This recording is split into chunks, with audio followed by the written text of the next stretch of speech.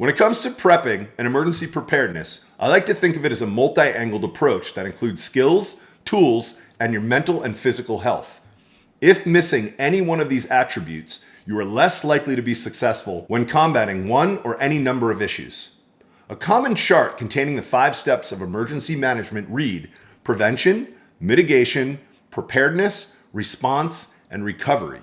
In today's video, we are going to focus on the prevention category, and I'll be discussing a unique topic we may not have thought about: preventative physical and mental health.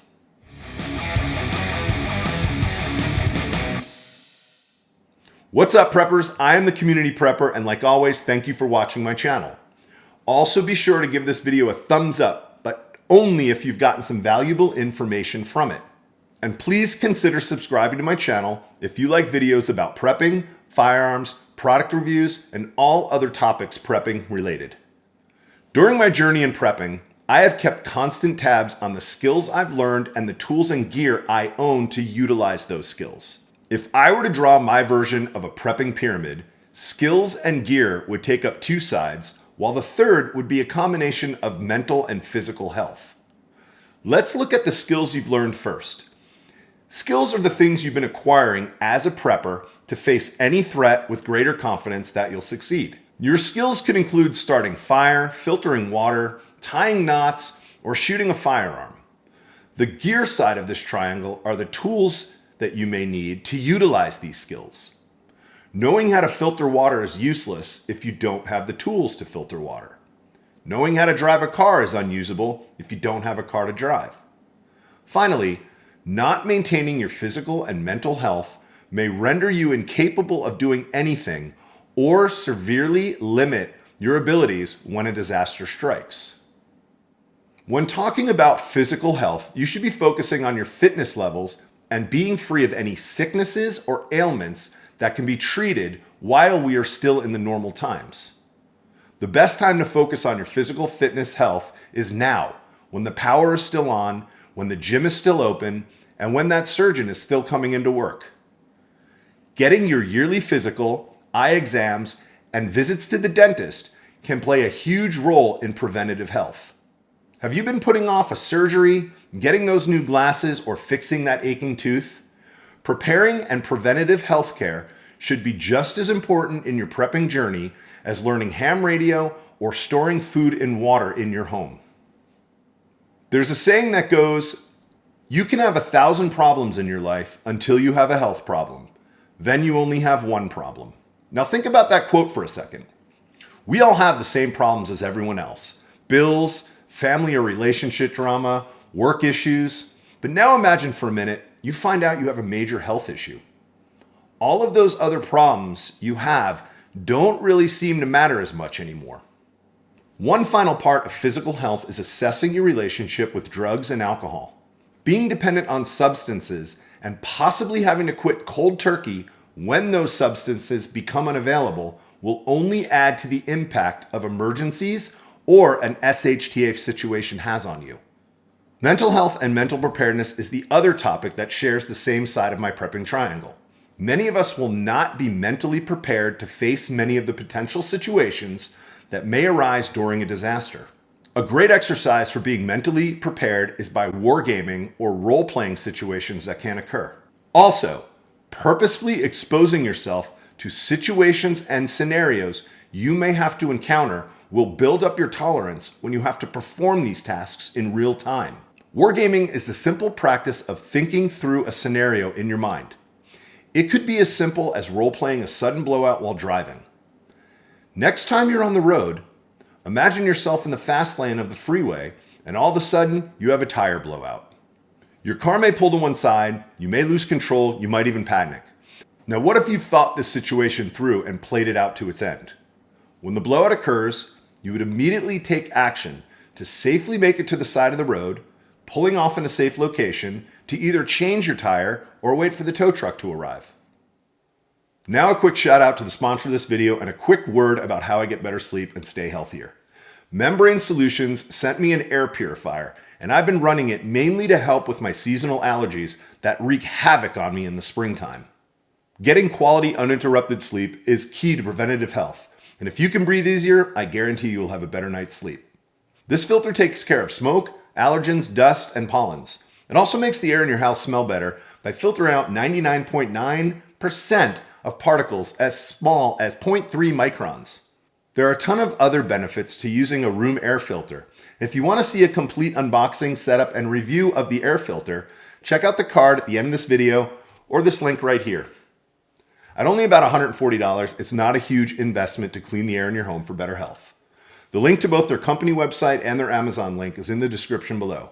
And by clicking those links, you will get 12% off the price.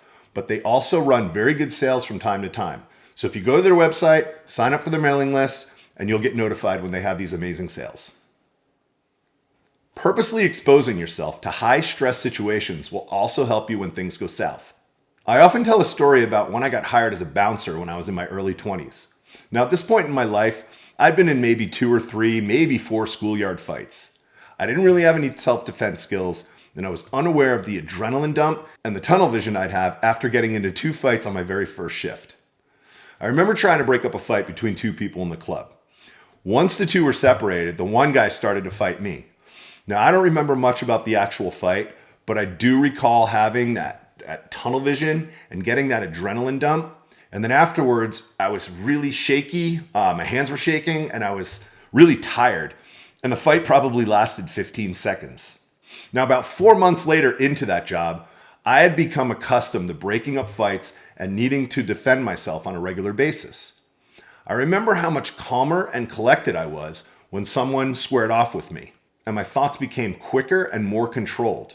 When the fight was over, I no longer had that adrenaline dump, and I was in much better control of my emotions.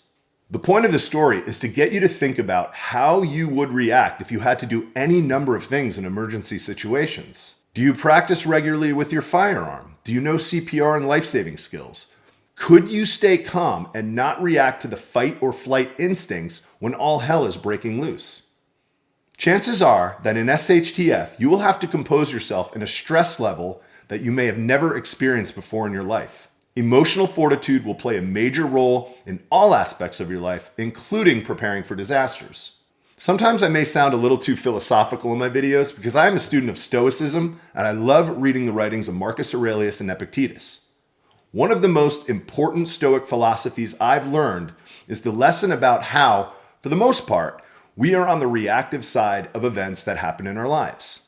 Most things that happen in our life are out of our control, but what is in 100% of our control is how we choose to react to these situations. This one teaching has helped me get better control of my emotions and how I allow myself to respond to everyday events. As this relates to the prepping world, we can take these teachings to get better prepared both physically and mentally to allow a better reaction when emergencies occur. We may have no say on wars or civil unrest or food scarcity or even natural disasters, but we do have a say on how we prepare and how we react when these events transpire. All right, thank you for staying with me until the end of this video. My goal is to get you to become more aware of the importance of being both mentally and physically fit to withstand both the mental stress and bodily abilities you must possess to act accordingly in emergency situations. Do you feel certain that you can mentally and physically withstand a short or long-term survival scenario? Events are unfolding throughout the world that almost guarantee hard times ahead. There's just too many perfect storms forming, and if any single one of these becomes reality, we have a bumpy path ahead. So what can you do now to better yourself to become better prepared? I keep an ongoing, ever-expanding list of where my challenges still remain on my path to self-reliance and how I can continue to overcome my weaknesses. I challenge you to do the same. Refuse to be a victim.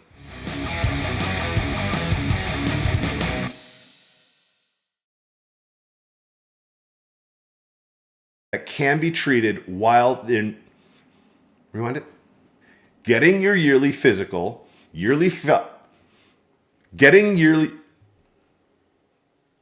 purposely exposing yourself to high purposely exposing yourself to situations and scenarios you may have to encounter